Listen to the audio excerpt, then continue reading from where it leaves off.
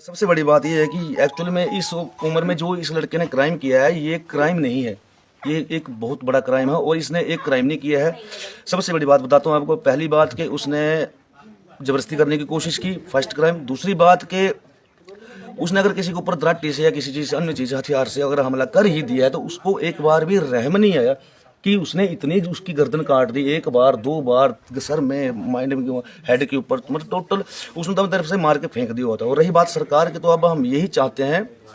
कि सरकार अगर वो मान लो कि अंडर एज पाया भी जाता है तो उसको जो सजा मिलनी चाहिए। जो अंडर एज होकर इतना बड़ा क्राइम कर सकता है तो जब वो अडल्ट होगा तो वो कितने क्राइम को जो है कितने क्राइम जो उसके न्योते का इंतजार कर रहे होंगे। अगर वो बाहर घूमता है आजाद तो अपने आस पड़ोस में किसी भी महिला के कल को दुष्कर्म कर देगा किसी के साथ भी। और जो हमारे गांव की लड़कियां हैं, आस पड़ोस के गांव की लड़कियां, जो औरतें हैं जो गांव में घास काटने जा रही हैं, किसी पर्सनल काम से उरे परे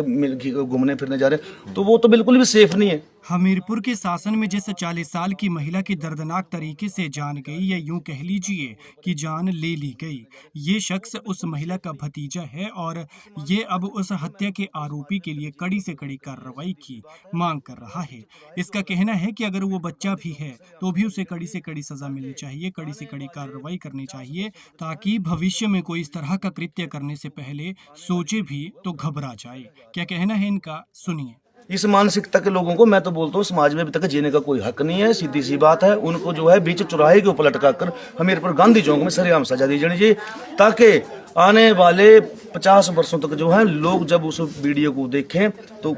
आने वाली पीढ़ी जो है क्राइम करने से पहले 1000 बार सोचे। हाँ जी, अगर सजा नहीं होती है तो दिखती बात तो फिर सजा नहीं होती मैम तो सरकार खुद जिम्मेवार है। आने वाले टाइम में अगर ऐसे कुछ और क्राइम अगर होते हैं तो सरकार जो है उन क्राइमों का जो खुद इंतजार कर रही है। ठीक है, आज मेरे घर में हुआ है, आप लोग आए हैं, मीडिया के माध्यम से मैं यही कहना चाहता हूँ, कल को आपके घर में भी हो सकता है। ऐसी बुद्धिजीवी जो लोग हैं, जो जिनके माइंड में सिर्फ क्राइम ही चला है, वो हो सकता है आपके पड़ोस में भी हो, यहाँ पे जितने लोग बैठे हैं उनके पड़ोस में भी हो, लेकिन वो क्राइम अगर ऐसे उनको पता लग जाएगा कि 18 साल से पहले हमें सजा नहीं होती है तो कल को आने वाले टाइम में, मैं आपको सच बात बोल रहा हूँ, 2025 लगा 35 से पहले आपने देख लेना कितने और केसेज ऐसे आपके सामने आएंगे। एक आप देखो, अगर इस क्रिमिनल को सजा मिलती है तो आने वाले टाइम में किसी की भी धी बेटी, मतलब किसी की बहन, किसी की माँ सुरक्षित नहीं है। जो 14 साल का लड़का जो 40 साल की उम्र के ऊपर इस मानसिकता से हमला कर सकता है तो आने वाले टाइम में अडल्ट लड़कियां, टीनेज लड़कियां बिल्कुल सुरक्षित नहीं है, जो सच बात है। तो उसको जो है कड़ी से कड़ी सजा दे के ही सरकार जो है आने वाले टाइम में क्राइम के ऊपर जो पाबंदी लगा सकती है, ताकि लोगों के मन में डर तो रहे क्राइम करने से पहले। पुलिस के द्वारा ये कार्रवाई की गई कि जो उनके जो ब्लड सैंपल हैं, लड़के का जो ब्लड है और जो चाची के जो लड़के के कपड़ों के ऊपर जो ब्लड मिला और चाची का जो ब्लड सैंपल है, वो तो फोरेंसिक रिपोर्ट के जरिए जो मैच हो चुका है। लेकिन लड़के की जो वो कुछ लेकर लोग बोल रहे हैं कि 14 साल का, कुछ बोल रहे हैं 20 साल का, कोई बोल रहे 24 साल का। तो पुलिस ने कल मेरे को यही बात बोली कि उनकी जो DNA रिपोर्ट के हिसाब से जो टेस्ट किया जाएगा उसके बाद ही उसकी एक्चुअल जो है वो कन्फर्म की जाएगी।